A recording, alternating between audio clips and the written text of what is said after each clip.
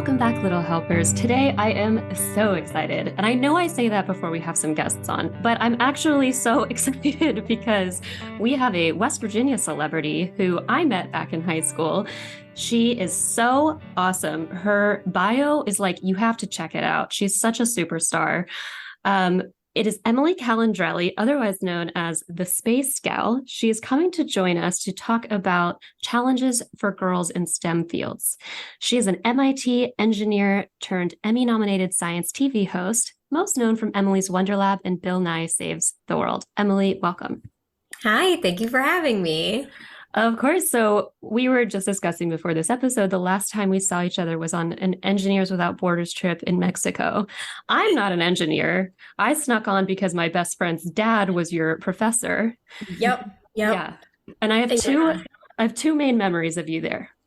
The first the first was we were trying to get into like a temple or some ruins, and you pretended to be under the age of 13 so that you could get free admission. And I think you pulled it off. You were like 22 at the time or 21. This is so funny. I don't remember that at all, but it aligns with what my budget was at the time. And I'm like 5 foot nothing, and I have always looked a bit like a child, so that makes sense. Yeah, you made yourself pigeon-toed, I believe, and just did like a yeah. Drunk a And little. the second memory was you were just this adorable, cute, pretty little thing, and you might have been the only girl. I don't remember any other women there, but I could be wrong. And at one point, I remember you were explaining some concept to the guys on the bus. It might have been like black holes or something. And it was so awesome to see this like small, pretty little girl explaining this incredibly complicated topic to all the boys. And it was so clear and so awesome. Do you remember that at all? No, gosh, no. That does sound like a lot of my undergraduate career, just surrounded by men and explaining a lot of like science and technology topics. But yeah, that's really good for my ego. I'm gonna take that and store it back in my noggin for a cloudy day. Yeah, it was perfect because now you're a science educator and encouraging girls to get into STEM fields. So could you start by just telling us your background, how you wound up where you are now?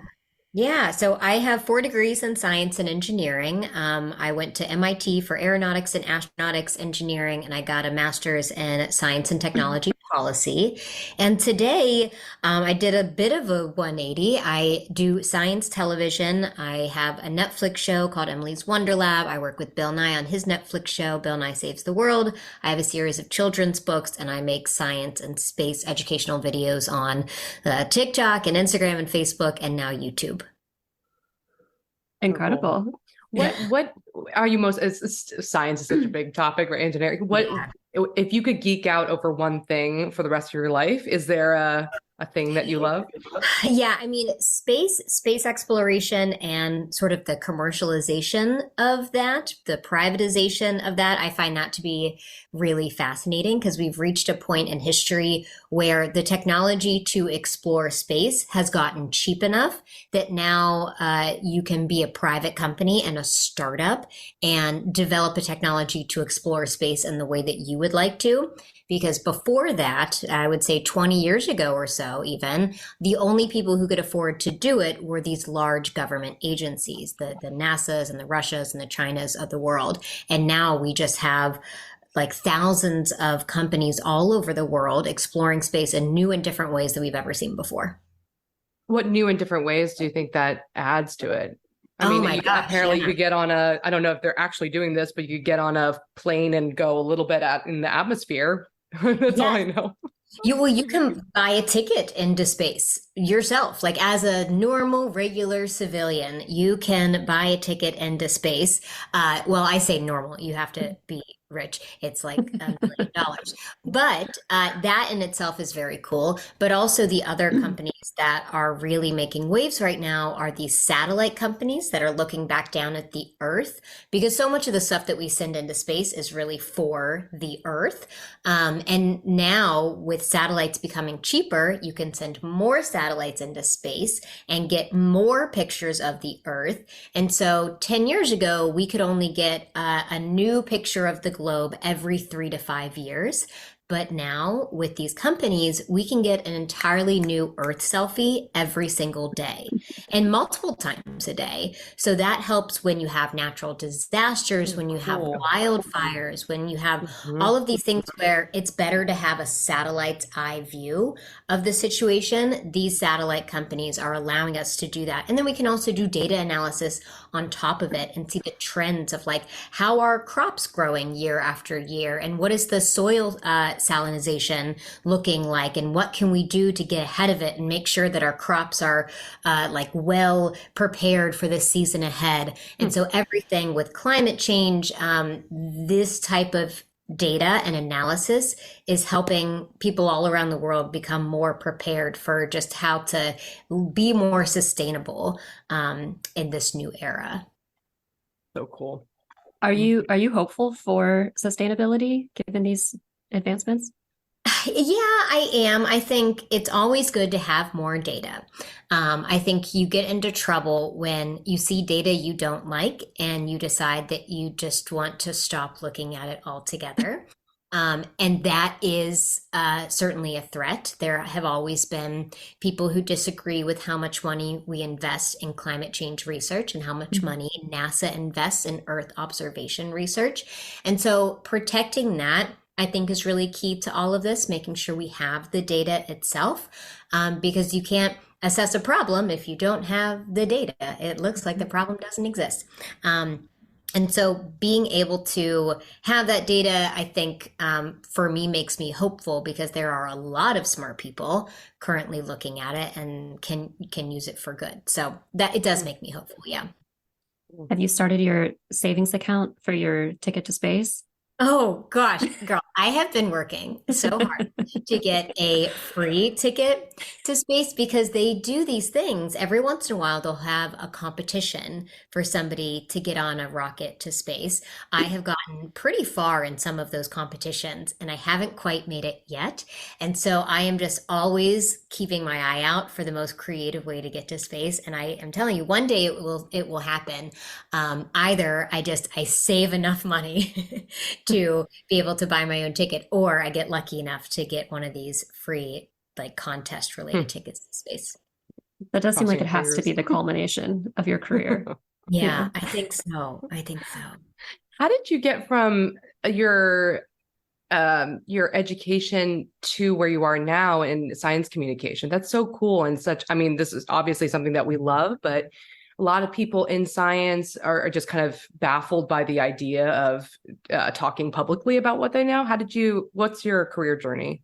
Oh, it's so random and serendipitous. So I had done a lot of outreach throughout my undergrad and graduate school, and West Virginia University, my undergrad, treated me a bit like a poster child for the engineering school because I had done these things like Engineers Without Borders, and I was winning these national scholarships, and I had a 4.0, and they were like, look at this girl.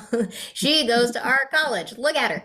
And so they put me in all these commercials, and I was talking about science and space. And so when I was graduating from grad school, I got an email from a production company that was like, we were looking for a space girl and we found you online. Would you like to be the host of a space TV show?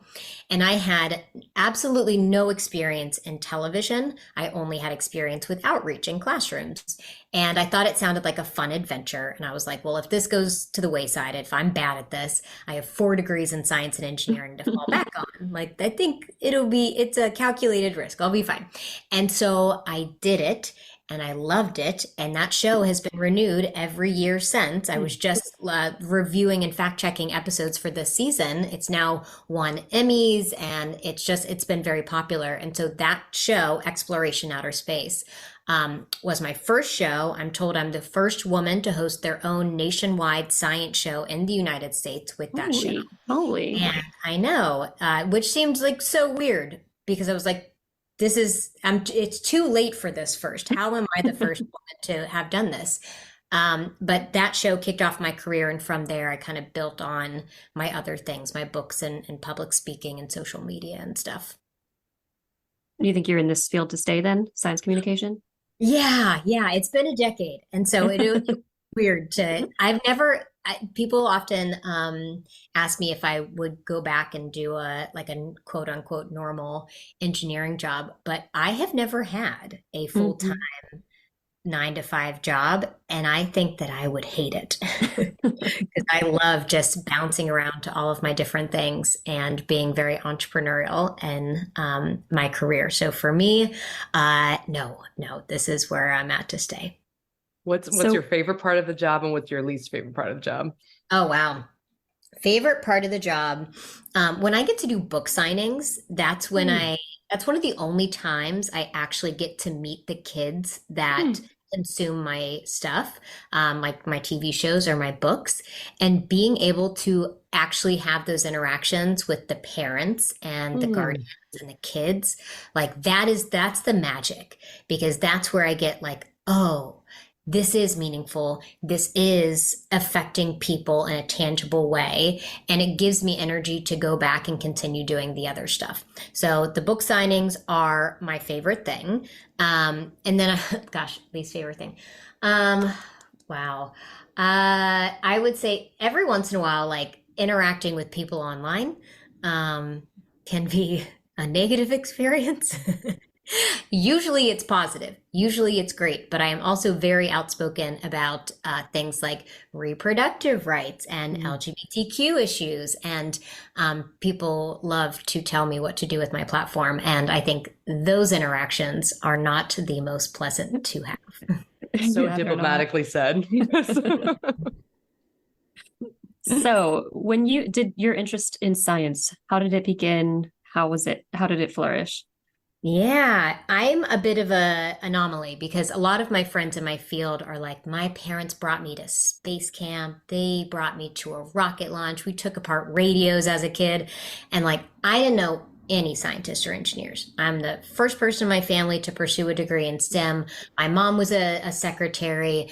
My dad grew up in poverty and he worked at a coal company growing up.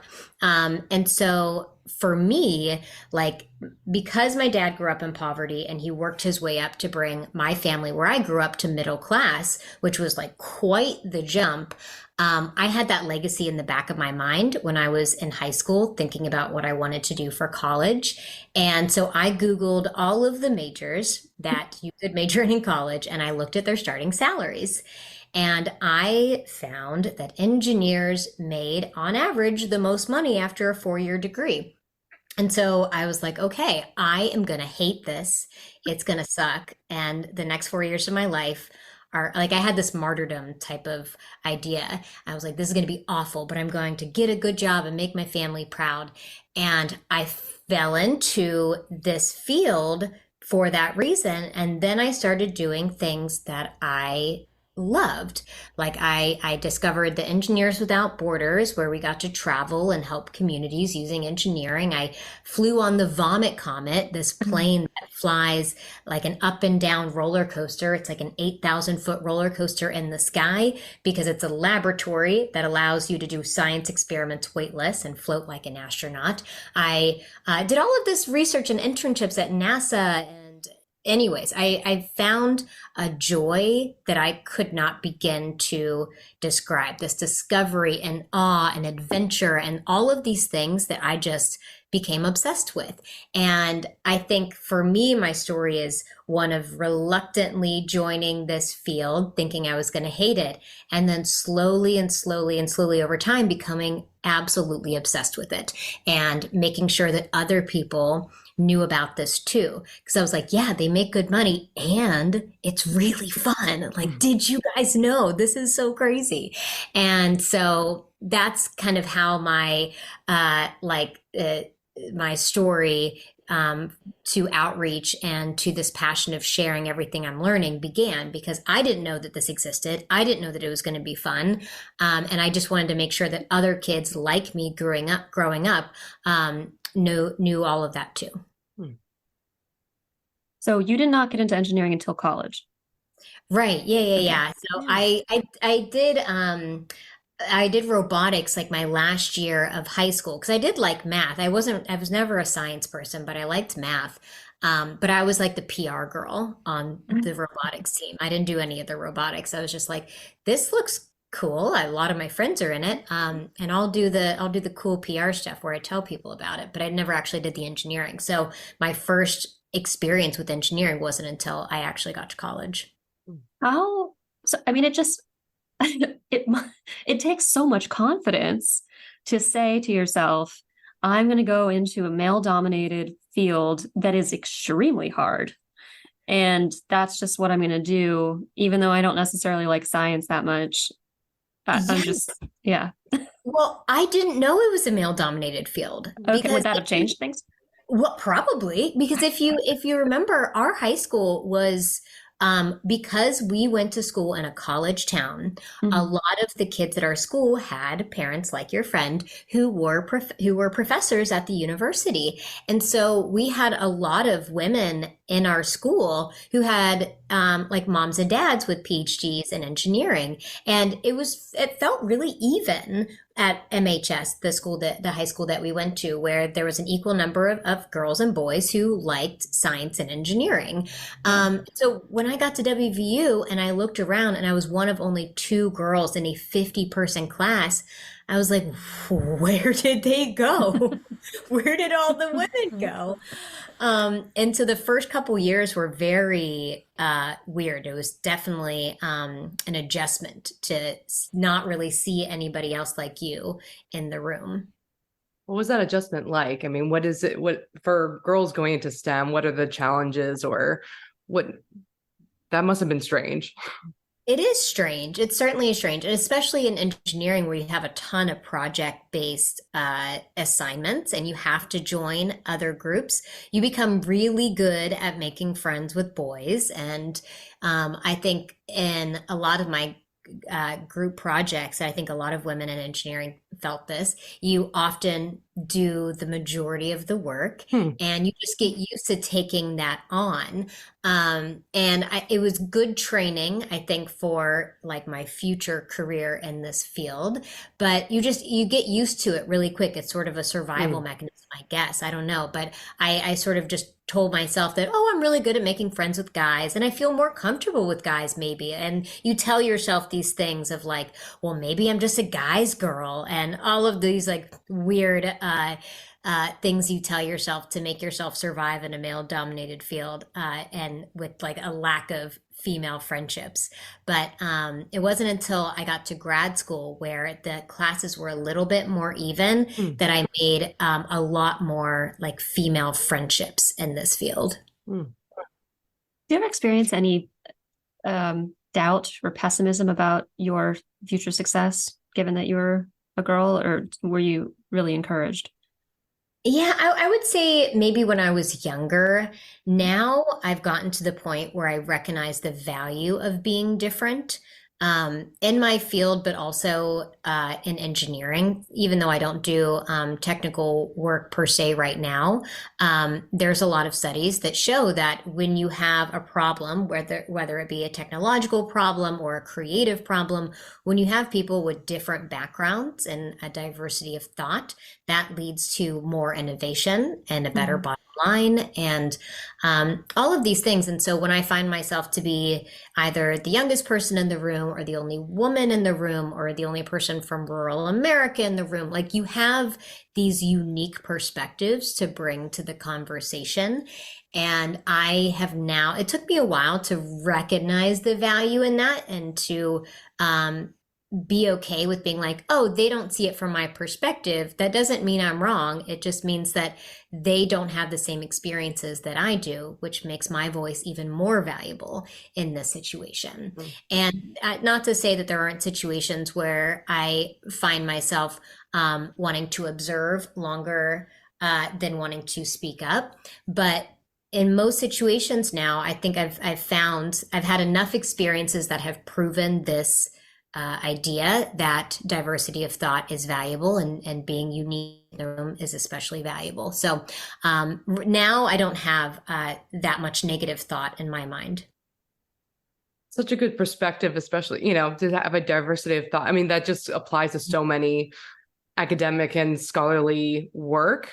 However, we know that there's a strong bias towards certain groups. And Oh, yeah. yeah, I mean, it's just such a shame. But what do you see as like some of the barriers of women or girls going into these fields? Yeah. Like knowing that girls are just as capable and also sometimes better problem solvers than men. That's anecdotally, but I know. Well, I would say the biggest barrier is often that when you have a male dominated field, and this doesn't necessarily need to be nefarious, but you have this old boys network and aerospace. The aerospace industry is like many other industries where it's pale, male, and stale, and it's filled with all of these old white men. And so you have this network, this old boys network from which opportunities and advice, job promotions, and friendship flow through. And like I said, it's not usually nefarious. It's oftentimes like you know that you need to hire a software engineer and you're like, oh, my buddy from my frat was really good at coding, like, and I'd love to work with him. Like, let me tell him about this job. And so you don't mean to discount women when in your hiring process. It's just that your personal network, because of the experiences that you've had, are predominantly people who are similar to you.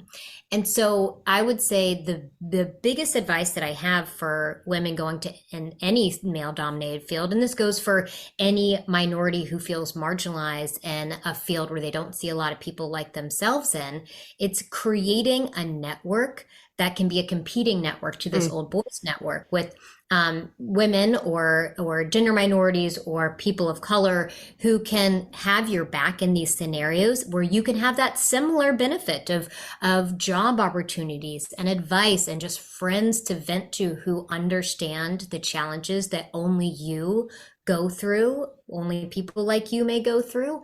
And so that's my biggest piece of advice, is to build that network and have that community for yourself. Have you noticed we're talking about diversity of thought, and it just made me wonder if there's any ways that you've seen women come at engineering that's different from men? Like, are there any patterns that you've seen that really are like, we need more women here so we can get more of this kind of thought? Or is there nothing? Yeah. So this is a very silly story, but it opens up, I think, like the trend in this type of question. But when Sally Ride was going into space for the first time, she was the first woman first American woman to go into space. The engineers on the ground, all of whom were men at the time, had to decide what was going to go in her personal kit. And she was preparing for a 6-day mission in space, like a quite short mission in space. And they asked her, would 100 tampons be the right number of tampons for a 6-day mission in space? And she was like, no, that would not be the right number of tampons.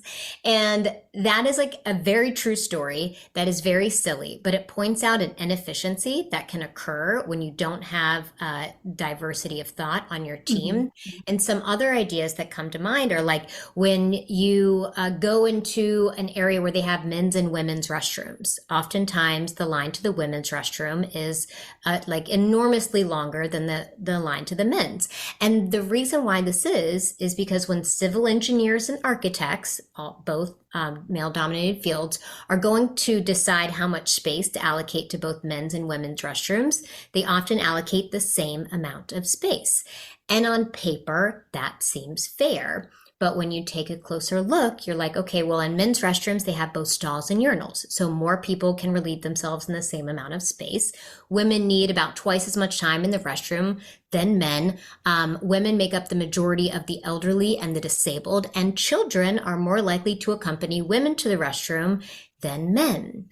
And so that's like a separate issue that, can be discussed on a different day. But when you look at all of that data, is it really fair that we allocate the same amount of space to both men and women's restrooms? Like, how might bathrooms look if more women were in the room when they were designed? Because what is equal is not always equitable. And there's a bunch of other issues like that, or inefficiencies like that, but they can be they range from being annoying to being incredibly dangerous. So there was a study that came out of the University of Chicago and UC Berkeley, I believe, that looked at 86 different FDA approved medications, and they found that women were twice as likely to experience adverse drug effects than men. Why is that? Well, the reason that is because for decades, women were excluded from drug clinical trials. And so a lot of the dosages for these drugs are based on clinical trials done on men alone. And like another example are hand soap dispensers. Hand soap dispensers often have a sensor that detects when something is under it. When it like shines a light and it waits for that light to be shined back to the sensor to know that there is something under it. Well, lighter skinned hands will reflect light better. Darker skinned hands will absorb light better. And so if you don't have people of color testing your technology, it's not going to be efficiently calibrated. It's not going to work well for everybody. And so there's a lot of hand soap dispensers that only work on light-skinned hands because they didn't have people of color in the room when they were designed. And so there are all of these inefficiencies that occur when you don't have a diversity of thought on your team. And this isn't good. We often talk about like DEI, diversity, equity, inclusion as like a nice, wonderful thing to do. But it's more than that. It is, but it's more than that. It's good for the bottom line. It's good for innovation. It's good for public health. It's when you don't have diversity of thought, it's not good for companies. It's not good for our country. And it's definitely not good for women and people of color. So that is my little like standing on my soapbox moment of why diversity is so critical on many different levels. I love that. I so take for granted the human portion of engineering, right? You think of this as just like something that's completely outside of human experience. And, the bias that we have of psychologists where I'm like, of course, it makes sense to have a diversity of thought because so much of the research, so much of the treatments are developed, by what is it? The pale, stale, and Pale, stale, and male. Oh, pale, stale. It was like pale, stale, and frail. I was like, that can't be it. Pale, stale, and male. Fairly yeah. good. And when you're describing how people are in general, or describing how people get better from mental illness or what is mental illness, it makes sense to understand it from all these different perspectives. But I never thought about things like the bathroom thing. Like, yes, that makes total sense. Yeah. Yeah, absolutely. And there's if I could recommend a book, if anybody's interested in that topic, Invisible Women is where a lot of those examples come from. And the author did a good analysis of all of the inefficiencies that occur across human health and public safety and like architecture. And it's one of those things where you're just like, I'm never going to view the world the same again. Yeah, that bathroom example is enough for me to be like super stoked about the rest of this episode. So get women here. So you do a lot of, you write children's books to get girls interested in science. Have you encountered any attitudes in little girls, for instance, that say, I can't do science, I can't be in STEM, that's not for me? Is that anything you encounter, or has it been pretty heartwarming? To be honest, I don't personally see that. But it might be self-selection bias because the only kids that I interact with are kids that read my science themed books and watch my science themed shows. So I don't personally see a lot of girls that are like, that's not for me. I think I see a lot from society when I'm looking at t-shirts for little girls that, they have like unicorns and sparkles and rainbows, and the boys are the ones that have rockets and dinosaurs. But to be honest, the girls that I talk to are just like, they want to be a scientist when they grow up. My daughter, every time I come home, she's like, Mommy, I want to do a scientist. Like, I want to do my scientist. And I'll catch her in the bathtub, like with all of her little like cups pouring stuff into each other. And she's like, Mom, I'm doing a scientist. Like, it's just playing scientist is now this big thing. And with my show, when Halloween comes around, there's always this gaggle of girls dressing up as me from Emily's Wonder Lab. Often putting a pillow in their shirt because I was 9 months pregnant when I filmed that show. And so to them, a scientist is like this very pregnant lady doing experiments on TV. And one of my favorite stories is after Emily's Wonder Lab came out, I got a message from a family who gave me a picture of a homework assignment from their son. And the homework assignment was the Draw a Scientist test. Now, this is a very famous test that's been conducted all over the world since the 1980s. And the goal of it is to sort of extract stereotypes that children have of scientists. And they're simply asked to draw what they think a scientist looks like. And when it was first done, like nearly 100% of the drawings were men. Both the girls and the boys drew men. They drew men with crazy Einstein hair and white lab coats. And that was predominantly what the demographic of scientists that they saw in the pictures. And over time, it's gotten a little bit better with the girls. Even today, though, it's still only about half of girls will draw a female scientist. But this family sent me the homework assignment from their son, Gavin. And Gavin, when asked to draw a scientist, drew me from Emily's Wonderland. He drew pregnant me because when he thought of the word scientist, he thought of a pregnant woman doing science. And it was one of those light bulb moments for me where, of course, representation is important like that for little girls to see a woman in STEM doing science. But it is arguably just as important for little boys to see that too, because that changes the way that they see their peers and the other women throughout their life. And that also helps the cultural shift of stereotypes as well. So the representation aspect of everything that I do is likely to be some of the most influential because it happens in the background and you don't really see the effects until later on in life. But the little things like the Halloween and the homework assignments and the Emily's Wonderland themed birthday parties that all of these girls are having, like that kind of stuff is sticking with me in the back of my mind when I think of the impact that that show is having. That's so cool. That's awesome. Yeah, I was waiting for Kippy to ask the how do you work when you're pregnant question, so that's why that's exactly the question. No, I mean that I love that you said that just because being a scientist myself for a long time, I still consider myself a scientist, but I was so scared of having kids because in my mind, I was like, that takes me out of the running. I have less time. I have less brain power. And the men who are my colleagues don't have those, my quote, quote, problems. They could just charge ahead and keep publishing, keep doing science. So that was always scary for me to be a woman in science with kids or pregnant. How did you deal with that? Yeah. And I mean, I think justifiably it's scary. There are studies that show that 42% of women leave their full-time STEM career after having their first child. They either go to part-time work, they move to a non-STEM job, or they leave the workforce entirely because of exactly what you said, the pressure for everybody who works in STEM is just unrealistic for people who want families to keep that work-life balance, and especially so for the birthing parent, for mothers who want to have children. And so for me, being in the work that I do is slightly different. It's in the STEM world, but it's not a traditional STEM career. But filming 12-hour days while 9 months pregnant was certainly an interesting challenge.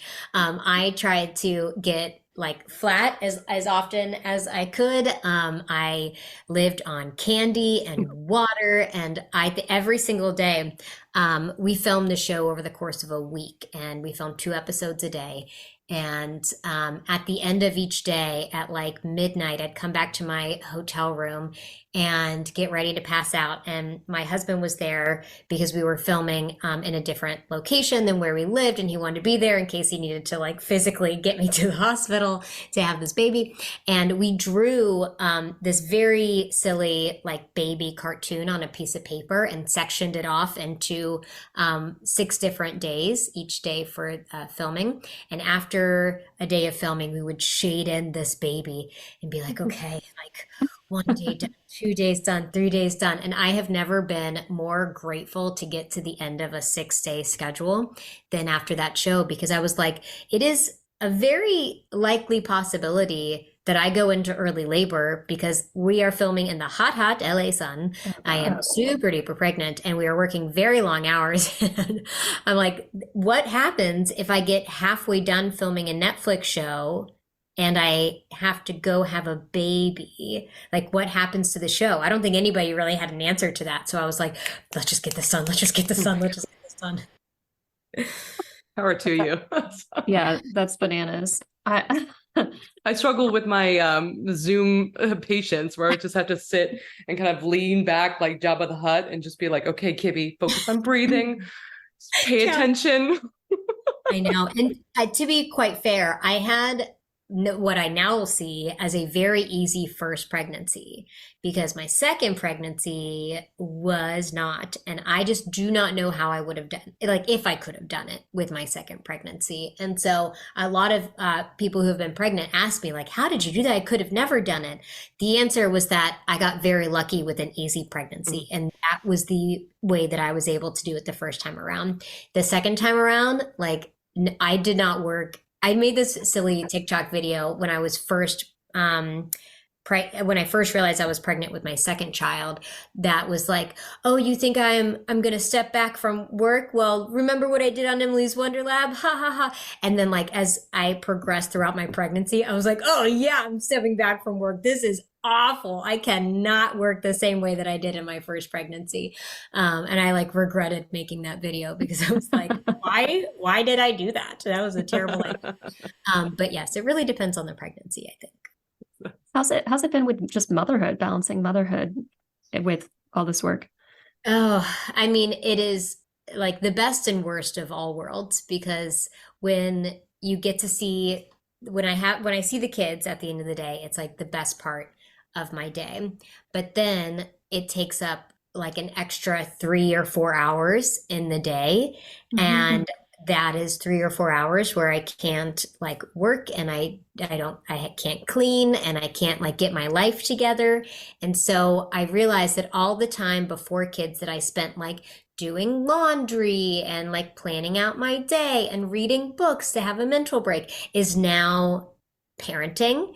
And it can be just as joyful, but it can also be just as stressful. It's the highs are so much higher and the lows are so much lower.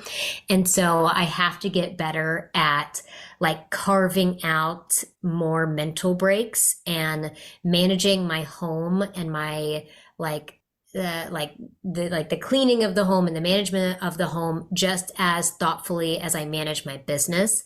And I'm like, okay, what help do I need? And do I have the ability to hire help so that I don't need to be spending time doing this? And that all takes time too. And so I don't have it down yet. Like I'm still in the process of like, God, I need help. How do I get help? How do I do this?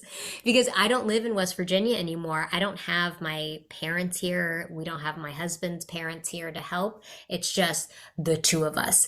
And I think the main takeaway is that I couldn't do the work that I do if I didn't have an equal partner, because I leave like 3 times a month for a few days, leaving him as a single parent, but he also leaves for work. And so for us, the balance works because we trade off and we don't have to feel guilty for leaving because we know that the other person is going to be leaving the next week. And so it's a dance and it's a balance, and I don't have it down yet. I don't know that anybody ever truly has it down. But yeah, it's a work in progress. I have like 2 more questions. Kibby, anything on your mind? I kind of have 3, but I'm on the fence about whether I want to ask. I wonder if we have the same question, but I'm curious about, thinking from a parent's perspective, how do you encourage girls to get into STEM? I mean, yeah. Besides for watching a TV show, but like Jacqueline, was a similar question? It is very similar. I was going to say, what advice do you have for parents or for little kids going into STEM? So okay, we'll jump in. And do you want to ask her? Wait. Yeah. What? Okay. Sorry. Right. I totally related to all of the things that you said, like the balancing act and having to carve out mental space. And I I think about my kid, and I have a 11-month-old boy, and he's just getting into. You can start to see the preferences, right? He's starting to like examine things and trying to play around with a wheel. And I'm just like, oh, I hope he likes science. Like, um, but how would you encourage, especially girls, or I mean, it must be different actually in all the different life stages, but like young girls, teen girls, Yeah.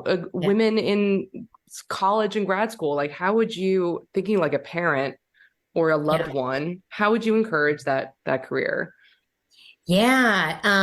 Congratulations on Thank having you. a 11-month old. It's so fun when they're like that young. My youngest, my son is a year and like 4 months now. And so Ooh. like watching the brain develop is Uh-huh. like the most magical thing. You're like, you Yeah. are getting smarter literally before my eyes. And that feels like the ultimate gigapet. It's so much fun. And so I would say it definitely changes every year. And I'll be curious to know how I approach it when my daughter gets older, because she's only almost 4 at this point, and so she's still quite young. But the advice I give to parents is putting people like your kids in front of them so that they see themselves, whether it be in books or movies or TV shows or YouTube videos, social media videos, so that they see somebody who they can relate Hmm. to in whatever way, whether it be like the way that they like to dress or their personality or whether it's their gender or whatever it is. So that they see someone similar to them talking about science and space can be very helpful. But the other sort of just like background thing that I try to do is to make my daughter feel smart and like she can fail, and it doesn't have a reflection on whether or not she is still smart. Mm. um, I praise the process and the hard work rather than the result, because there's a Carol Dweck has done some research on this about how we praise boys and girls slightly differently, Mm. where traditionally we would praise boys for the hard work, the process that led to a good result. And with girls, we would often praise the result and tell them they're so smart because they got the right answer. Mm. Well, knowing that you got the right answer and that you're smart for getting the right answer doesn't help you the next time that you approach a challenge.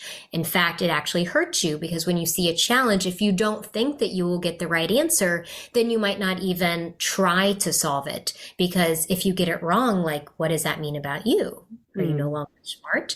And you fear losing that characteristic about yourself.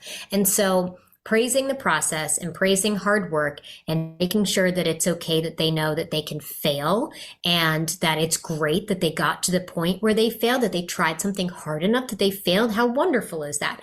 And so those are the things that I'm keeping in the back of my mind when I like watch my daughter try to put her shoes on, for example, or put her own clothes on. Like, these little things can, I'd like to imagine, lead to, if you're going into STEM and doing some of these more analytical challenges, Mm. you can bring those same mental models to the challenges in different Hmm. circumstances. Love that. Very highly related, actually, to the question I had, which was that I saw you do a video once where you listed your accomplishments, but then you listed your failures. And I've noticed throughout this talk, you have a lot of confidence. And so I'm just wondering how you've been able to maintain that confidence in such a hard field. I don't know. I think that part of it is because I'm in a world where I am encouraged to talk about my successes. Like, I do a lot of public speaking, and when you do public speaking, well, in my field at least, people are looking for inspiration and they're looking for your personal story. And so every month I am reflecting on my most inspirational things that I can tell in story form. And that reflection, like that, keeps my successes so top of mind that I am able to like fall back on those when I feel moments of insecurity. Like, oh, well, I did those 4 things. That's pretty cool. And I think just being able to recall them really easily helps me have that confidence. And also, similarly, reflecting on failures is really useful because I can be like, oh, I'm failing again. I failed before. Like, I know this. I know the surrounding. I know that I've overcome it in the past. And I just have like a very healthy relationship with both success and failure, knowing that both are fleeting and that they're both temporary, for better or for worse, and that life is going to be filled with many more of each as I go ahead. So I think that every time I approach one of them, I'm like, okay, log it in the success bucket, log it in the failure bucket, but keep the success bucket like right there whenever I need it. Okay, my last question is a little bit of 180, but we talk a lot on this show about dating, marriage, and relationships. And so I wondered if you had any advice or thoughts about being kind of a superstar and dating. Like, have men been intimidated? Have they been supportive? I know you and your husband are kind of a power couple, but I didn't know if you had any thoughts about that. Yeah, I know nothing about dating. I think that like guys don't hit on me. I think that I give off like very like don't approach me vibes, or perhaps like men are intimidated. I don't know what it is. But and I don't really wear rings, so it's not often that like, oh, they see my ring and they know. It's like, I think I'm just like unapproachable, which I love. It's so lovely. Don't approach me. I love not being approached by men. But I would say for me, the success that I've seen with my personal relationship is due to a number of things. Like one, we have a lot of things in common, but we also have a lot of things. We have a lot of things that we love, but we also have like a lot of things that we don't like that are similar. And I think sharing things that you don't like can be just as useful. And then with like as we've grown older, there have been things that I have found really important to me, like books that like resonated with me that I have asked him to read. And it's been such a green flag when he is just so totally open to reading something or putting in the work to something that like resonates with me. And then throughout our relationship, like saying thank you more than you need to and sorry before you have to, and keeping expectations for each of us really front of mind and over communicating has been really useful. So I don't know. Yeah, there's like a number of things. I've tried to analyze my own relationship a bit because it works so well for us that we're like, why does it work so well? Like, what are we doing that is keeping our relationship in such a positive place? And so I think it's the over communication is probably the top part of it. Okay, well, once you finish your analysis, please publish it. Okay. I'll share notes. To close us out, I just wanted you to plug the hell out of yourself, your kids' books, your shows, anything you like. Yeah. So my main TV shows are Emily's Wonderlab on Netflix and Xploration Outer Space on Fox. And I have my main children's books are Stay Curious and Keep Exploring, which is the tagline from Emily's Wonderlab. It has my 50 favorite science experiments of all time. And my Ada Lace Adventures, which is a chapter book series that features a West Virginia girl who loves science and technology. And she goes on adventures to solve mysteries and problems with tech and gadgets that she builds herself. And I have a new book in that series coming out in October. It's called Ada Lace Gets Famous. And you can find me online at The Space Gal. Awesome. Yeah. And I really appreciate the little West Virginia input there. Okay, well, hopefully it's not another 15 years before I see you again. It was wonderful having you on. I know. Next time I want to hear more about you because I feel like I just talked about myself for an hour. So next time the roles will be reversed. Well, it was wonderful hearing you talk about yourself for an hour. It was exactly what we wanted. You're such an awesome guest and super inspirational. Thank you so much for coming on. Yeah, thanks for having me. Okay, Little Helpers, if you give Emily and us a 5 out of 5, and if you want us to feel inspired to continue in our STEM fields, then please give us a 5-star rating, a review, and a subscription on Apple Podcasts and Spotify. And we'll see you in 2 weeks. By accessing this podcast, I acknowledge that the hosts of this podcast make no warranty, guarantee, or representation as to the accuracy or sufficiency of the information featured in this podcast. The information, opinions, and recommendations presented in this podcast are for general information only, and any reliance on the information provided in this podcast is done at your own risk. This podcast and any and all content or services available on or through this podcast are provided for general, non-commercial informational purposes only and do not constitute the practice of medical or any other professional judgment, advice, diagnosis, or treatment, and should not be considered or used as a substitute for the independent professional judgment, advice, diagnosis, or treatment of a duly licensed and qualified healthcare provider. In case of a medical emergency, you should immediately call 911. The hosts do not endorse, approve, recommend, or certify any information, product, process, service, or organization presented or mentioned in this podcast, and information from this podcast should not be referenced in any way to imply such approval or endorsement.